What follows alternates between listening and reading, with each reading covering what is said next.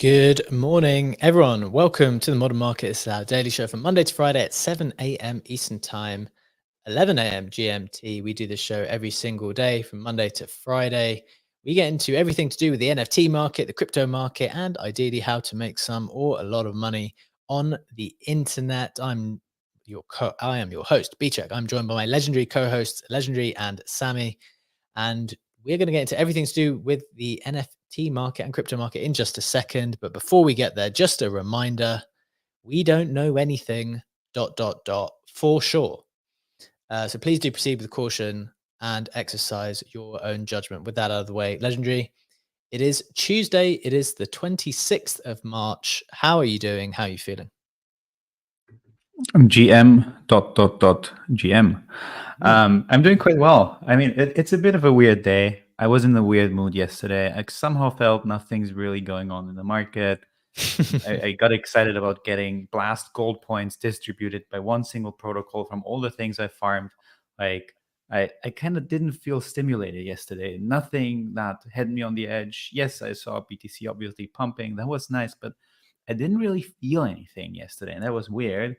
And to add on top of that, I started a 5-day juice cleanse today. We'll be only drinking 6 different juices a day for the next 5 Is days. this So I what happens don't when know. the market's not doing anything?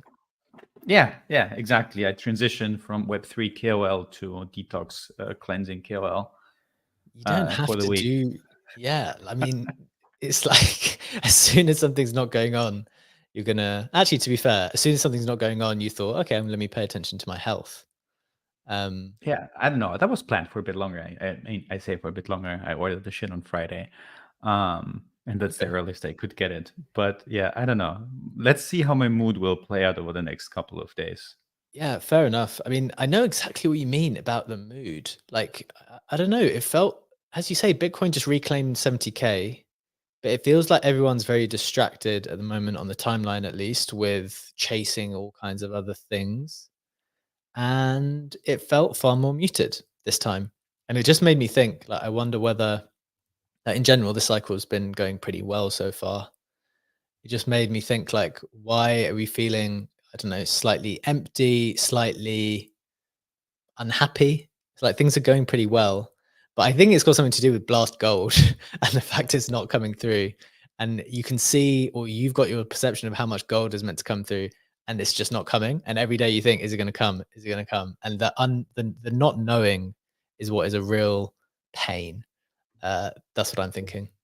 I agree, and I think I've also been overstimulated the last week. Like I had 3 TGEs, if I remember correctly, 2 airdrops, etc., etc. And I'm like, what's the next thing that unlocks for me? Where's my next W coming from?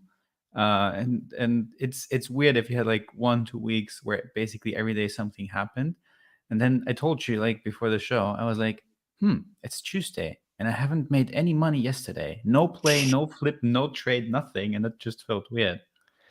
Yeah, I know what you mean. Sammy, are you feeling anything similar? Like, is it feeling a bit quiet somehow, despite the fact we're reclaiming 70K? How are you seeing things at the moment? I feel a little bit different, to be honest. Like I kind of, because I had that rested weekend, maybe that helped. But the fact that you mentioned that you were up till 3 a.m. on Sunday night, Monday morning, I kind of did that last night. So I was up trying to reallocate stuff. And when Legendary said that he was having a juice detox, I was like, why is he no longer using juice, the protocol on Blast? Like that was just in my head, the first thing that came up. So yeah, I don't know. I'm kind of a little bit more plugged in. Like I saw the primitives mint, so I kind of tried to get in there. Nice. Had a notification on for that, but they minted out so quickly. So I picked up a couple on, or several on secondary for 0.04, and then just listed them at 0.019 and just left them. And they've obviously pumped to 0.4. So that was a pretty decent play. But similar to you guys, I'm in the Blast ecosystem. I'm trying to max out that 5-6 in one play for eigenlayer points and everything. So yeah, I think I guess because I had that rested weekend, I'm feeling a little bit more optimistic, a little bit more energy. Yeah, interesting stuff. I do think there's still a hell of a lot of stuff to be doing, and just a quiet 24 hours or 48 hours maybe is something to encourage or celebrate rather than get too anxious about it. So Interesting perspectives there. What I think would be helpful actually is if we order our thoughts, like in order to reevaluate our portfolio, reevaluate where our attention's going, so we can share that straight after the headline read and before we get into a bigger discussion on the actual headlines themselves. So maybe we'll do a little bit of that, because obviously these things change so quickly. We've done that probably 2 weeks ago. We probably did that 1 week ago, but things are just moving in such a way. And I think we've got a lot of new ideas on that. So we'll get into all of that in just a little bit. Let's get into the headlines first. As always, this comes from the snapshot, which is pinned up top. If you do find it brings you some value today, please do give it a like. So I'm going to share it on the video because we are streaming live on X, live on YouTube as well. Thank you to our watchers. I'm going to share the screen and read it out for the people who are just listening in. So starting out with some price action, we have crypto up 6%, Bitcoin at 71.1K. It didn't just take out 70K, took out 71 as well. People pretty chilled about that on the timeline from what I could see. ETH up 6% as well at 3.6. Solana up 3% at $195. Getting into some headlines, Bitcoin reclaimed 70K. Bitcoin was up 5%. ETH was up 5%. And Sol was up 4% to 194. Bitcoin puppets make an all-time high at 0.3 BTC with 44 Bitcoin daily volume and a 143 buys. Puppets are strong. Puppets are very, very strong right now. I want to kind of feel the sentiment from that, from the speakers and the panelists too.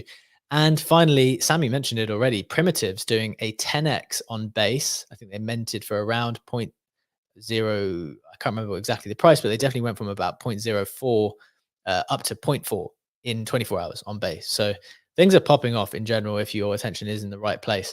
Getting into some notable sales, we had Dark Farm's Inscription selling for 19 million BOEM, which is $273,000. That's pretty epic. Number 2, CryptoPunk Clown selling for 50 ETH, that's 183,000, and a Hitbot Bored Ape selling for 21 ETH, that is $77,000. Some floor price around the collections. We've got CryptoPunks at 47.5, down a couple of percent. Bored Apes at 13.7, Mutants at 2.4, D-Gods at 1.5, Captains at 3.8, down a few percent. Azuki's ripping up 13%, up at 5.3 ETH again, up above 5. That's pretty nice to see. Penguins are up 8% too at 13.5. Mad Lads at 155 Sol. Noun's winning bid was at 7.5 ETH. Legendary, that is the price action. Those are the headlines. Anything anything catching your eye in terms of price action or anything else before we get into a discussion on the headlines? Yeah, absolutely. Definitely the Azuki for me. Very, very happy with my purchase last week. It seems like I timed that bottom perfectly. Still considering the PFP change on that note, considering that, but it would have to be with a yellow background. But I did get used to my slot so much, so I don't know. I don't know what to do. I'm a bit of a situation here. Fair enough. So you didn't buy a floor Azuki though, right? You bought one that you kind of liked. Was it above floor? Was it at floor? I mean, either way, the buy is probably looking good, but it was a bit above floor, but not very significantly. Like I did negotiate the seller down in a private deal. Interesting. And did you and I think part of the play, I was reading Hunter's analysis of an Azuki play as well. Hunter, very good friend of the show, also a great trader, I think, very smart person, kind of making a play on this Azuki token. I think he might have gone for some elementals. Do you that think and the anime releasing over the next like roughly 4 to 6-ish weeks, or at least the first episode coming out. Yeah, I did the same as Hunter, because typically I don't like to buy things in increment, like single things. So this is why I also swept more than 10 elementals, just to be able, if they pump, to kind of DCA out of it if I wanted to do that. But I really did like the Azuki. I do think that there is now more attention also with Zagabond's recent posts, his Chinese background. It was featured on Binance. So it does seem that they're getting a bit more attention on the timeline right now. That's probably got to do with the run up to the content release, to the anime episode dropping soon. It's so funny that it's just like there's going to be a short dropping. You know, there's going to be a 1 minute video clip, and it's probably going to send the price into the stratosphere. But no, okay. So two questions for you. Well, maybe three. One is the thinking that the video or the short, whatever type of video clip they publish, is that like significantly in advance of this anime token? Are you seeing this as an anime token play? And second question is actually to do with the relationship between Azukis and elementals, in the sense that Azuki is now at 5.2. I'm just looking at the price on elementals. I think that they're still at 0.45. I'm just checking that in a second. We'll share it on the screen as well. I think they've historically traded in like the 10x region. Is that how you see them? Do you care about that comparison of like the main collection being 10x more than the kind of secondary collection? What are your thoughts there? Yeah, I do care about the comparison, and you're right. The elementals floor is 0.45. It's now moving more 0.45. into that like 12x range, kind of. I do think that elementals are a bit underpriced from that perspective. But on the other hand, I also do think that just given how the first blast strategy looked like with some of the airdrops or Sekai Glory access that Azuki holders got, it went to the OG holders. So I'm like, I do want to have an OG for whatever bonus things they might get. But I also do think that multiple elementals is a good play. I do certainly see it as a potential token play. I mean, I do acknowledge that Azuki is now verified on YouTube, or the channel has been verified, which apparently is the first Web3 brand that had that accomplishment. But honestly, we're in like such a token-dominated meta that if a token announcement becomes like tangible at some point, that is certainly something that would drive price more. I love like my Azuki. I love being a part of that community, etc. So I don't mean this like with any negative shade to it, but I don't know how an anime release necessarily would translate to increased floor prices. I think we've seen it with Pudgy Penguins as well, right? We've seen them doing great things for a long time, but when they suddenly ripped to the 20 ETH floor, it wasn't because the toys were like so successful. They certainly were, but it was more so on rumors of a potential token launch that were ongoing in the background, etc. So I think one thing is the long term or the longevity of your play, but the other thing is that you gotta honestly admit that this space is driven by things that can make people more money, and tokens are one of those things. Yeah, I think that's completely fair enough, actually. Sammy, anything catching your eye or attention at the moment? I mean, Azuki's have ever since Legendary said that he bought them, and I've faded them. But I think the block game dice as well, that's dropped off about 10 or 12% when I looked at the Mintify heat map. I think it seems a bit unusual because there's benefits to holding that when it comes to the TGE. So I don't know if that's just a dip before the actual block TGE. So it'd be interesting to see how that plays out. But also parallel avatars have ripped about 18%. And I know there was discussion at GDC. I think some people got to play test that. So maybe that's bullish that the game coming on base is actually a really good game. I think Easy mentioned that on the Nifty show, and he was impressed by it. So that's just one to watch as well. Interesting. Yeah, you're right. Parallel avatars now up at 1.4, up almost 20% on the day. So a lot of things moving quite aggressively. I still continue with my position that the market is like really erratic at the moment. There was a long period of time where everything would kind of trade together. If Azukis were up, then D-Gods were up, then Mad Lads would be up or whatever. Now things are definitely kind of breaking away and doing what that particular collection needs to do, which I think is actually probably a good thing, because it means there's more opportunity for people. Would love to hear, before we get into like these bigger thoughts on where our attention's going at the moment and breaking that down, and before we get into the bigger discussion on the headlines, want to throw to Funky and Jack to get their thoughts on what's catching their attention at the moment. Let's go to Jack first, then Funky. Jack, welcome to the stage, my friend. What are your thoughts here? Yeah, I'm with Legendary on the Azuki side. I do like. There's a couple things that I disagree with though. So the idea the anime like series won't like actually support like Azuki generally. I think it's a longer term play. So yeah, maybe definitely not something you would buy for like an immediate pump on top of that.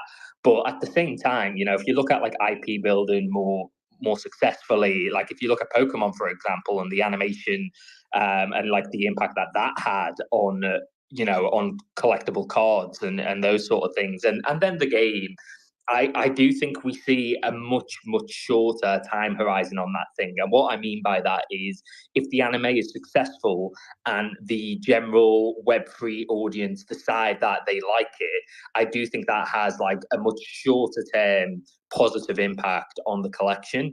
I don't think it's like one of these things that's going to take like years to come out. I think if it's a good anime, then it will like there definitely will be that take.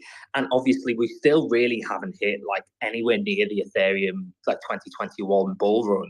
But if we do start getting traditional sort of you know onboarded collectors in, I do think that attention will again just make Azuki sort of the prime play.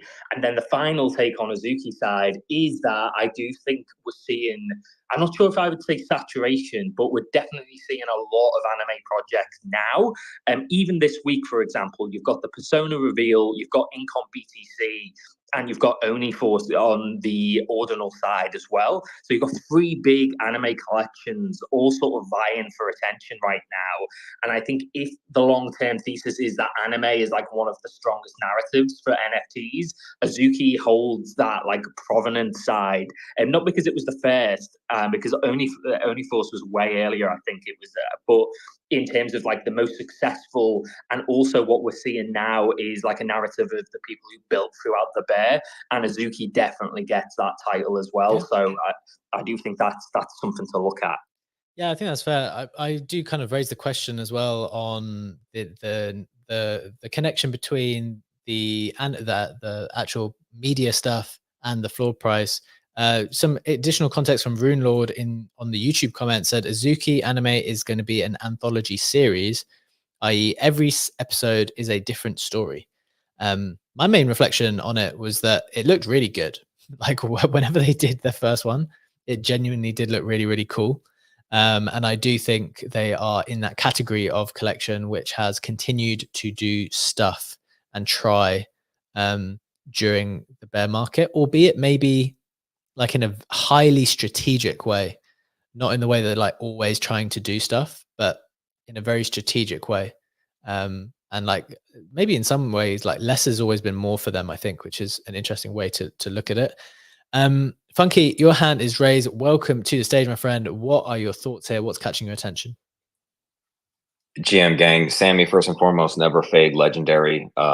Second, I thought maybe you were going to talk about buying the one that had all that Riz legendary. I wouldn't change your PFP, by the way. I absolutely love it. And the thing that's really just kind of blowing my mind is the Bitcoin puppets. How much are those things mint for? Because as I told you guys, don't ever do anything with our Bitcoin. You know, we're kind of very old school when it comes to Bitcoin. Keep most of it in cold storage, a very tiny, maybe 10% used in DeFi. And now I just see all this ordinal stuff popping off, and I'm sure we're going to talk about it more. But can you remind me what those things went for? It seems like they were super cheap. I'm sure English is laughing at me too. So is Jack.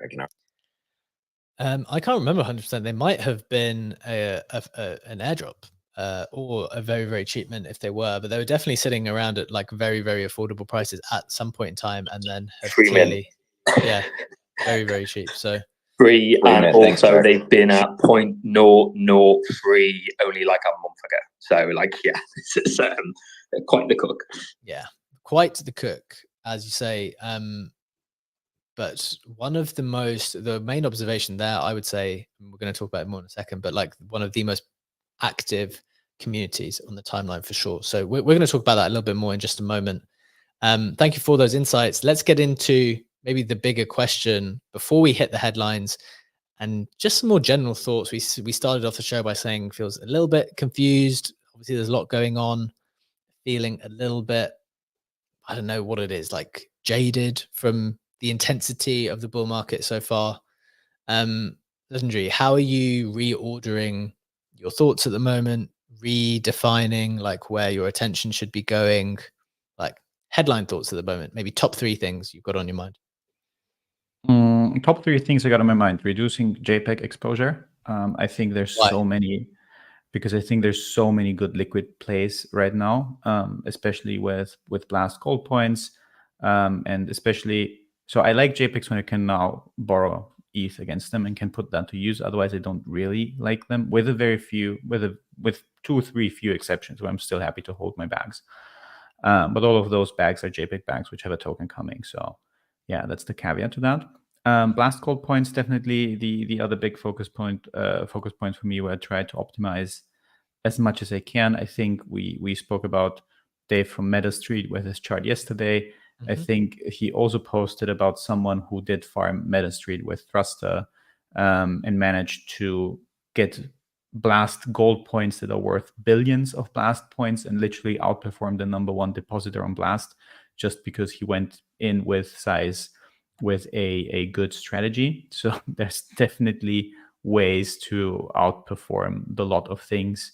I am looking at District 1. I'm looking at some of, so that's the SocialFi platform, some of the games on top of like my Juice and other 5-in-1 strategies.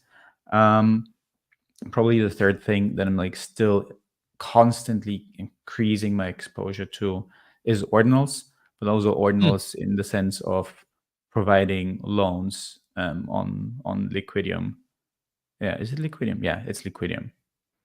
Yeah. I think like on the new V3, I'm managed to establish myself as a top 30 lender when it comes to volume. Out of 500 people, it's not 35 people. It's actually a couple more there. But I do think there is merit to the fact that there's so few people using that protocol. Okay, interesting. So Bitcoin lending, Blast points, and just getting rid of JPEGs. Okay, Sammy, what about you?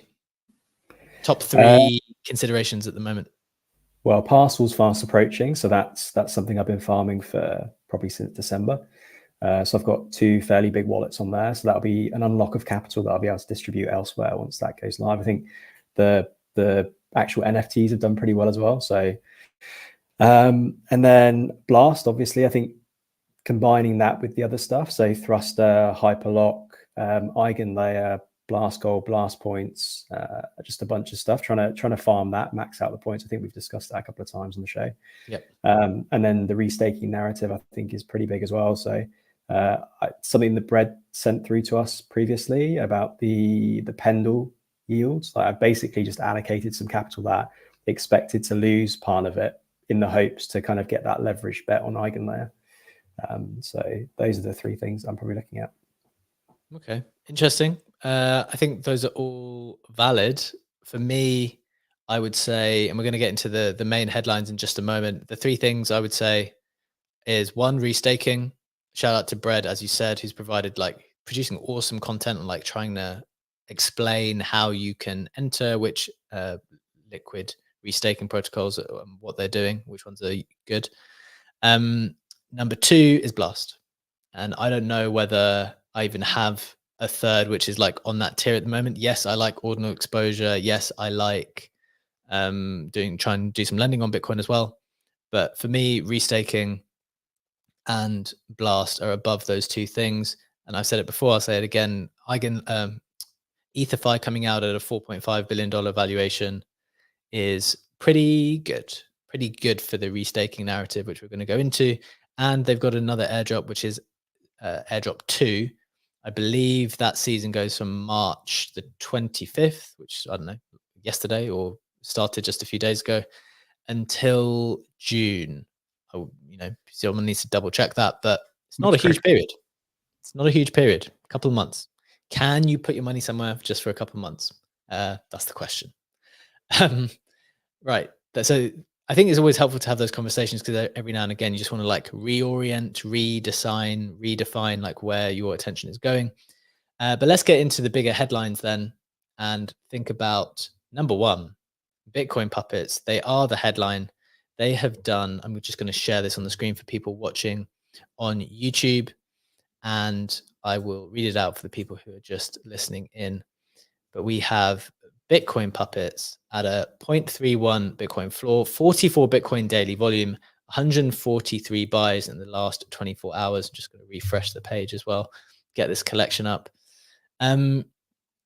Legendary, is Bitcoin puppets a buy, hold, or sell? What are you thinking about the puppets at this price? Very good question. I still very much like them as a lending target. Basically, one of the few collections that I feel comfortable Okay, but lending that's very BTC important, against. though, right? The fact that you're so like, why are you so like, why has it become your chosen thing? Like, what's given you that amount of confidence? What are the factors? Because that's very important. That like all these other collections, you know, you're not willing to lend against because I guess you assume the price might tank at some point. Something about this is giving you confidence. What is it? Honestly, I've never done a good amount of research into ordinals from like understanding the community, etc., or seeing what's going on or what is happening. But I just keep seeing them constantly on my timeline, and it's still like it's play money to a certain extent that I'm like lending and borrowing against. So I didn't do a deep dive in terms of research, but I just have a very good gut feeling about them. I probably not the right one to answer that with a more sophisticated take on it, but I do see we have Lane and Jack with their hands up who hopefully have more sophisticated things to say about the puppets than I have. Well, the thing is, I think that is one of the main takes, right? One of the main takes is kind of what we alluded to, that they're on the timeline everywhere. Like that. Yeah, I mean, they grab attention, and attention is scarce. So if I would have to try to frame it a bit more sophisticated than I just did. Yeah. I think that's a reasonable factor to take into consideration, at least at the beginning. Would love to throw to Lane then. Lane, welcome to the show again. I believe this is your second time speaking with us. Welcome to the show. What are your thoughts on puppets at 0.3? Do we keep going up from here? What are your thoughts? GM, thank you very much for having me up again. Dear Lord, the puppets have been sent to plague me, I swear. Like, honestly, I bought a puppet at 0.007 after having sat on my laptop for 24 hours trying to inscribe one of those little shids. And the mint site was notoriously poor. And so no one, like, it was really, really hard. It was a bit botted, yada, yada, yada. But that FUD disappeared very quickly. And I whatever. Sorry, it's 0.018. I then you're cutting out for us, Lane. I don't know if that's just me. Sorry, mate. Let me just move myself around. Can people hear me now? Yeah, that's better. Legend. Okay, great. And then it kind of went back down. I then papered my puppet at 0.018. Someone shed a tear for me. Someone send me a letter of condolences. I write my eulogy. My life is over. Like, it was at the time that I sold them, I thought, cool. I swapped it into emojis. Great, all good. I'm still happy with that trading as far as if emojis are great, but like, let's not lie. Like, puppets is one of the most significant success stories, even within ordinals, and ordinals in and of itself is like a massive. So why do you think that is? Why do you think it's research so hard? Since what's the thinking about it at its current position? Yeah. Well, so I think probably the first thing to say is that the puppets are the biggest left curve play that exists in ordinals right now. Like, there is not a more left curve play than puppets. And it was funny how you were talking to Legendary, being like, Legendary, what's your thesis? And Legendary's like, I just get good vibes. And it's like, that is literally, that's literally, I think, all that really, I mean, people talk about the art, yada, yada, yada. There's, something called like post hoc rationalization, this idea that you look back and you're like, oh man, I can't believe I didn't see it. But the reason you didn't see it was because at the time it was like it had no money behind it, no one was buying it, whatever. And only now, because it's 0.3, everyone's like, oh yeah, the art's just insane or whatever. No, in my opinion, it is thoroughly the community. Yeah. And like it is actually wild what they're achieving. I think that's completely fair, man. I think it's a very, very good take in the sense that it's one of the most, an incredibly strong community base, and they just simply take over the timeline. And I'd go with that it's the left curve play, and doing very well as a consequence. Thanks so much for that, mate. Interesting insight there. Jack, resident Bitcoin ordinal enthusiast, what are your what's your take here on the puppets? Yeah, I'm another one who needs some sort of letter of condolence for just completely fading Jenny Wealth once again. Look, I think it's one of those things that really, for some reason, 10K is the play, which is wild to me that we're still seeing that narrative. I was certain that the lower supply projects, and like just for people, for context of this, there is a more OG version called Opium, and you will see it like trending on Magic Eden Marketplace as well, which is like a significantly smaller supply of the same artwork as puppets. I think there's like 576 of them, and they're trading at a 0.04 premium, like on a 10K collection, a 0.04 premium, which is just wild to me. I think like what this is, it's a couple of things. One, it is the meme play, you know, it is the left curve play, as Lane said. It's also I believe like there seems to be some sort of CCO narrative, which, you know, RIP Kevin Rose, but like this is actually playing out successfully on ordinals, because we're seeing a lot of basically other projects come in and create airdrops for these guys. So they're getting just multiple drops based on that artwork, which is turned out to be really successful. Puppet Maxi Biz, and you've got the Little Pups. These are all collections that are all-time high, with like $500, $600 just getting dropped into these puppets wallets. And also the community have been active from the very start. So they're getting a allow list, they're getting all these things, but they don't really have like some of the narratives that these other OG collections have. So it very much is left curve to a lot of people, you know, like all the things that people were saying in terms of inscription, in terms of like how early the inscription was, or rare stats, or whatever those narratives are. These guys don't really hold that same play. So it really is just the power of memeability, and it's the power of that like left curve take, and that I think is really just took over the space at the moment. Yeah, I think is a good take. The extra additional piece of information I gleaned from that is that, which I think is very valid, is the fact that they do seem to get the most airdrops out of all, including Node Monk. So I'm a Node Monk holder, and I don't seem to get that much stuff, which is kind of annoying, if I'm being completely honest. So that's something I've noticed for sure, which I think is very legitimate too. I want to move the conversation on though, because I'm conscious we just kind of keep saying the same thing on the puppets. Here's the TLDR, guys. Puppets are good because they're left curve and everyone loves them and they don't shut up on the timeline. I don't know if we need to hear further intellectualization of that, although I asked the question, so that's what we're going to get. But that's basically it. We like the puppets. Clearly loads of other people like the puppets too. And so I don't know if we need to dive into that anymore. Appreciate there's some more hands raised. Hopefully you can come in on some of the next topics we're going to get to. Can I just add one thing on the puppets before we move on? Is it going to be one of the things that we just said? No, it's different actually. It's actually looking at beta plays to puppets. I think it's important to bear in mind that most market participants right now are priced out of puppets. I think that's probably fair to say.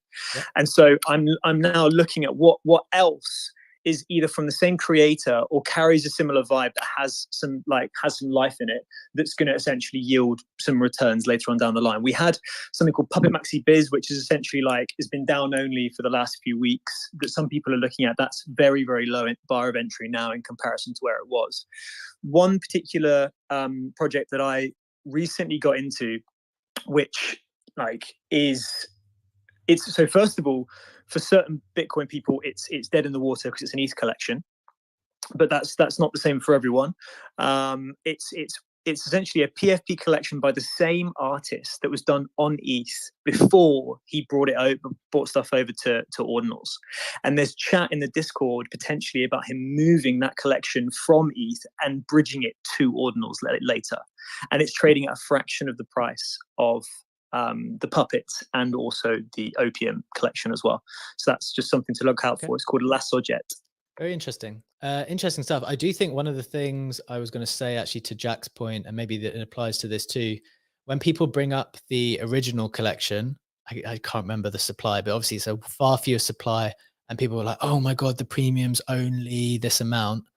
It's like, well, okay, why isn't everyone falling over themselves to go and buy it then? Like, clearly the market sometimes just doesn't care about the kind of the supply of a particular thing. Like the whole meme and the whole energy and the whole community is in the puppets community. And fine, there might be this one of one different one, but the market is not pricing it like that. And so I don't think it's like an obvious thing. It's just like, okay, the supply is so much fewer, therefore it should be multiples marked up. Like, that's just not how it works. It's kind of like how Fidenza, a one of one Tyler Hobbs will cost, I don't know, 100 ETH, but Fidenzas with 1,000 still cost like 50 ETH a piece or something like that. It doesn't go up in proportion, I don't think. Legendary, want to come to you here. Any just reflections on that conversation in terms of valuations on ordinals or anything else there before we move on?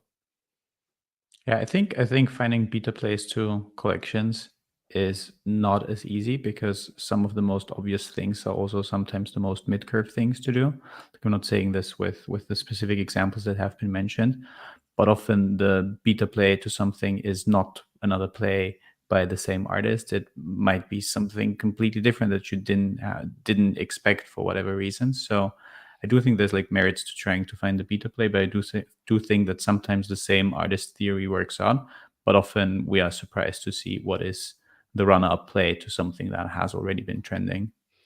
Yeah, I think that's a good point. I remember, just as for people's education, I've been through this in 2021 where the market was hot, everything's going crazy, and you're priced out. You're priced out of like the top stuff of a particular artist, or what doesn't matter whether it's an artist or anyone else. And I was like, well, how can I get some X copy? How can I get some X copy back in 2021? Well, I probably can afford some of these, but I can't afford multiple, but I can afford this like lower edition one. That's like the beta, right? Like it's the lower one, it's the cheaper one. It's allegedly going to be the one that, if everything moved up proportionally, should also move up in a pretty crazy way. And it just doesn't play out like that. Like, there's a reason why something will be the cheapest. And yes, occasionally something is mispriced and therefore has to get repriced. But on other occasions, like, no, it's just cheaper because it's not as cool, it's not as well received for whatever reason. So definitely something to bear in mind as you're looking around for like alternative options. I think grifters absolutely send though. I feel like that's a bad example because like X copy, like during the like peak bull, like his grifters, which were like the PFP collection, absolutely gigasent to like 15, 16 ETH. Yeah, but that's not like a beta play. Like, they were always relatively expensive. I'm saying that there was like art which was significantly cheaper and like a far nicer entry point. And it's like, okay, well, those are just don't have much attention at all, and is not particularly well received. And that was like grifters again. It's like it was a PFP as opposed to the art, so people were attracted to it from that perspective as well. So there was interesting things there, and obviously there's various factors when you analyze these things. But good point on grifters actually doing quite well. Okay, we want to talk about crypto more generally. That's the second headline. It kind of feels like, is it just me, Legendary, or does it feel like Bitcoin reclaiming 70K has been like a muted move? I've got the chart up here showing it for the people watching in on X, and but we'll read it out for the people who are listening in. What's going on here? Why does this move feel more muted? Do you think we're ready to move straight up now, or is it? What are your thoughts here? I think it's actually a positive sign, right? The first time we reclaimed 69 and tried 3 times to kind of hold it a bit and failed, and then we went to 70 and above. Everyone was like excited, posting, screenshotting it on the timeline, where we're going, which is fair. It's perfectly understandable. We hit the old all-time high, and then we explored a bit of uncharted territory. I do think now that we reclaim it in a more casual way, that not all of the attention is on the timeline to post, oh, BTC has 70K, that actually has hit 70K, that feels stronger. Yeah, fair enough. I know that's what some people think. I want to introduce a different idea into the conversation. I see Funky's hands raised. Would love to hear his thoughts on this, because I know he's quite good on this stuff.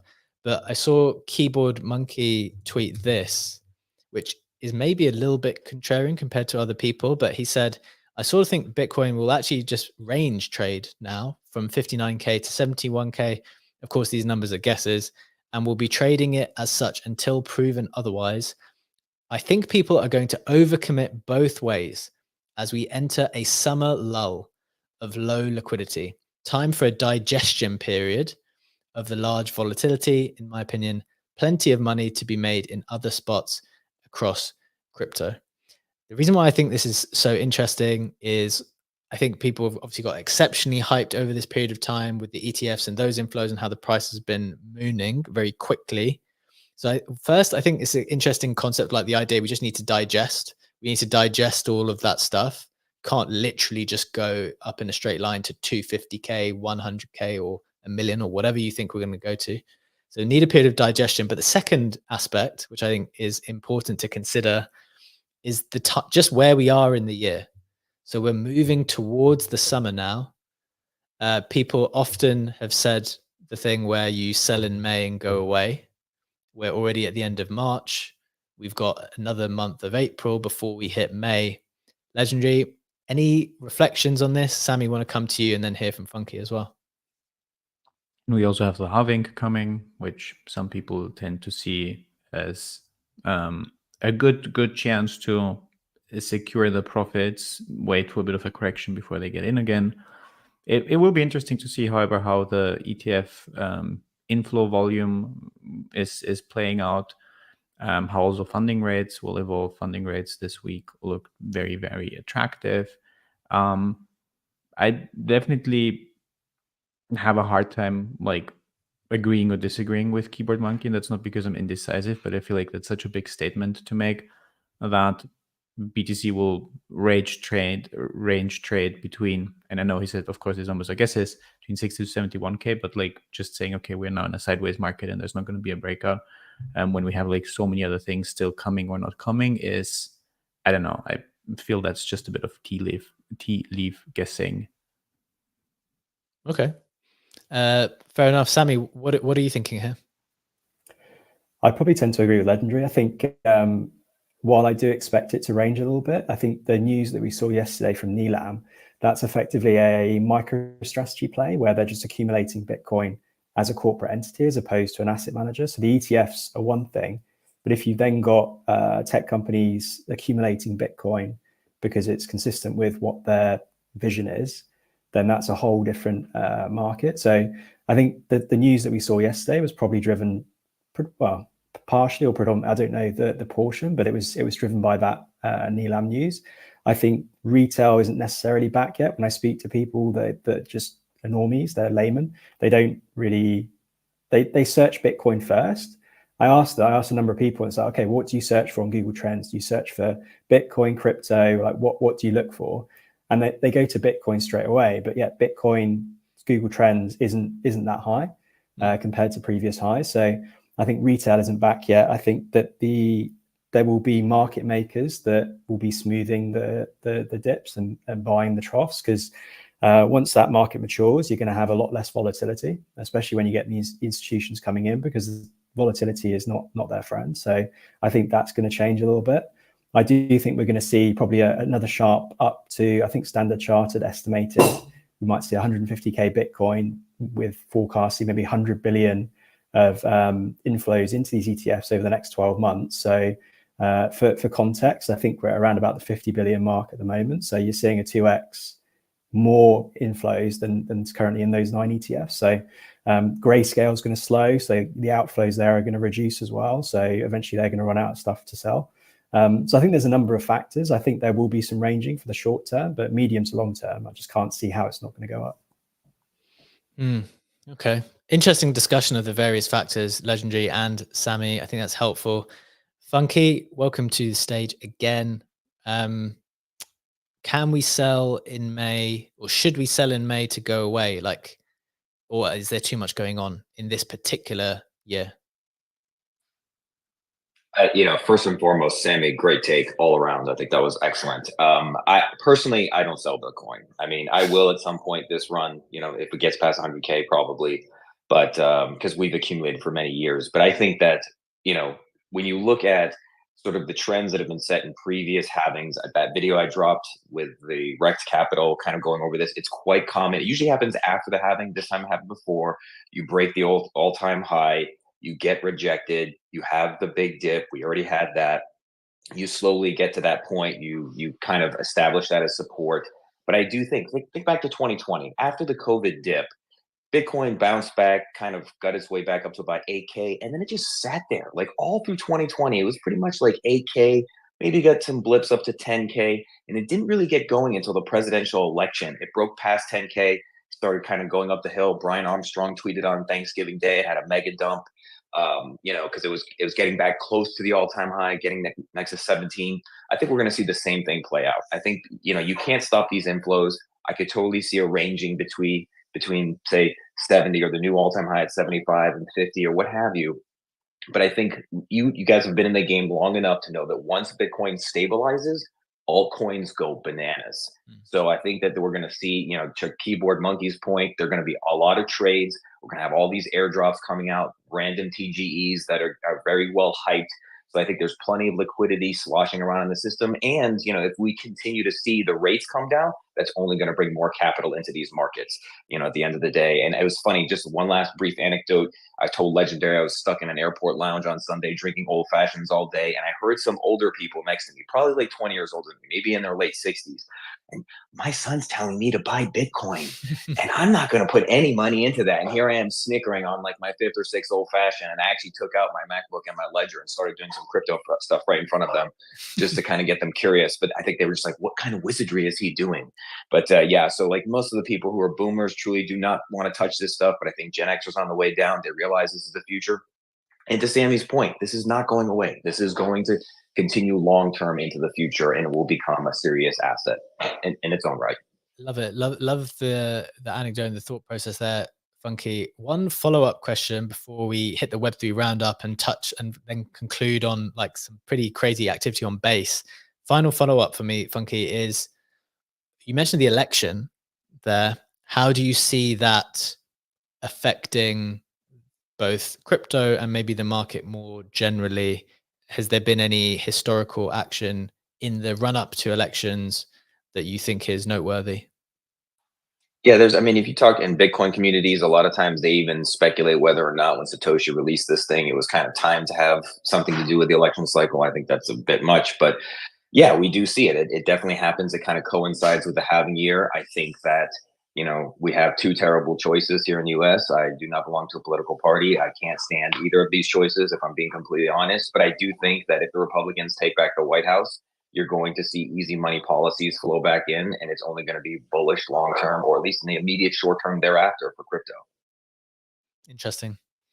Interesting stuff. As you say, I would be reluctant to think, although I'm less experienced in the market, I put my hands up, the idea of like selling in May and going away and things being quiet when there's a halvening, when it's the election year at the same time. Like, I feel like instinctively that could be something which kind of overrides that traditional way of thinking, but we'll see as things go. I'm not a seller really in either respect, because as Funky said, like there's certain core positions you're taking with you for the moment. So let's hit the Web3 roundup to get you up to speed with everything else that's been going on in the space in the past 24 hours. And then also get you that little bit of hit of base season going completely crazy with an NFT that went 10x.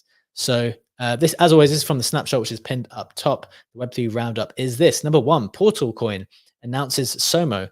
In their words, the new generation's Pokemon, and it's going to be one of their first launchpad partners. I believe you can stake Portal in order to be eligible to participate in that ecosystem at some point soon. Number two, Unbroken Chain announces 2 ordinal rock purchases for 2.3 and 1.9 BTC. Number three, PackMoon, the meme coin on Blast, is up 50% in 24 hours to 32 million FDV. Airdrop 2 is due tomorrow, and you can get some action on that if you just tweet the PackMoon ticker and the handle. Number four, Blast Hoods mint out at 0.03 on Blast, with the floor price at the same pre-reveal. Some more news. Azuki flips Mutant Apes in market cap 175 million versus 169. Also cool little piece of news. Huge anonymous digital art collector Canvas has set up a Twitter account. I started following that straight away. They've been buying some really grail artwork, digital art. And finally, Backpack announces tensor drop for Backpack wallet traders. I think that will be pretty lucrative for people whenever that comes through. That is the Web3 Roundup from the snapshot, which is pinned up top. We have a few minutes left for the show. Sammy, I think you're probably best placed to take us through this primitives mint, which was a 10x on base. I'm showing it on the screen for the people watching in. Minted out very cheaply. It did a 10x in the past 24 hours, but maybe you want to speak to it a bit more, Sammy. Yeah, so these things, the mint price was pretty low. I think the max per wallet was 15. So the mint price was 0.003. So actually it's hit 100x, but yeah, not bad. So I knew about these as soon as I saw the guy post about them. I just liked the artwork. I was like, this is just pixel artwork. It's on base. Base is flying at the moment. It's a low collection supply. I think it's 2,222. And I think because people can max mint at 15, you're going to have a lot of people with 15. So the distribution is going to be okay, I think. But yeah, it minted out so quickly. I didn't get any at mint, so I bought them on secondary. I think they started flying at about 0.04. So I picked up several at 0.04 and just listed them for 0.19 and then just carried on my day, hoping they'd hit. But yeah, they flew to like 0.4. So in terms of like a thesis behind it, it just had that gut feeling that these things were going to do well. I don't think that there was that many people shilling it, which to me suggests that those that want to get in early are probably going to, I think someone else mentioned a thesis of like checking to see what Jesse is replying to or liking. And then that is a good indicator, or other prominent people on base. And people noticed that he was doing this with this one as well. So outside of a thesis as to why I personally bought, it was just kind of a gut feeling, and I quite like the aesthetics. And it's on base and everything's flying. So I was like, okay, well, it's probably worth a punt. Yeah. But yeah. Great trade. Well played on that. Good to see that come through nicely for you. Two things on that for me. One, base TVL has been rocketing the last few days. So I think that is something that is definitely there. Almost to the extent that's like, well, does someone know something? Like, why is it moving so quickly, like right here, right now? The second thing you mentioned, what Jesse likes. For people who don't know, I actually don't, he's not tagged here, but Jesse Polak is the person, I don't know exactly what their title is, but he kind of runs base, basically. He's been the person who's at the forefront of a lot of the base initiatives. Like when I went to the base house in Miami, he was the person that was like kind of leading it from what I could tell. But there was an interesting tweet here from Confusion, a good friend of the show, said Jesse is 2021 Gary V. Kind of that same idea, which is like, do you just have to watch what the core Coinbase people are liking, what they're going to mint, and everyone's just going to pile in after? Because basically everyone is in the same position with base, and no one really knows what's going on, right? Like, we don't know what the core PFP is. I don't even know if I know what the best X is on base yet. And so we're just looking for guidance. And who do you go to for guidance when you're like lost? Well, you go to the top people. And if they're well respected and well liked, then it's reasonably likely that people can jump into it or run into it straight after Legendary. What do you think of that like line of thinking, that people are just going to run into whatever these core Coinbase, the Coinbase mafia do? What do you think of that? I feel at some point, if enough people believe that, it becomes a self-fulfilling prophecy. So if do you think it's happened already? Could be. It wouldn't be the first time. So like if Sammy said that with Jesse, and a lot of people are already doing that, and just enough people base a trading decision of what Jesse has liked or has not liked, then it already is at that point, which then is probably not even a bad play if you're like just the first one to see and track what they like, and you're the first to ape in and then sell on the other likers and buyers. But the question is how sustainable such a meta is, because if Jesse is the Gary V of 2021, we also see where Gary V is in 2024. Yeah, fair point. Guys, that is the show. That is everything that we've got for you today. Just a reminder, we do this every single day, Monday to Friday at 7 a.m. Eastern time. Thank you so much to my co-hosts, Legendary and Sammy. Thank you to our speakers, Oxy, Funky, and Lane. And thank you to everyone who joined us today. We will be back with you tomorrow. Hope to see you then. Have a wonderful day. Take care and bye-bye.